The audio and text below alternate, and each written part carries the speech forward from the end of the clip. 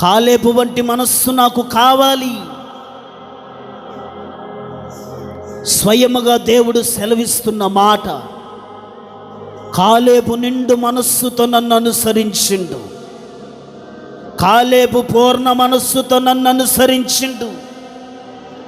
కాలేబు పూర్ణ మనస్సుతో, మంచి మనస్సుతో నన్ను అనుసరించిండు. ఈరోజు ఏ మనస్సును కలిగి ఉంటున్నావు? మంచి మనస్సుతో ఉన్నావా? కఠిన మనస్సుతో ఉన్నావా?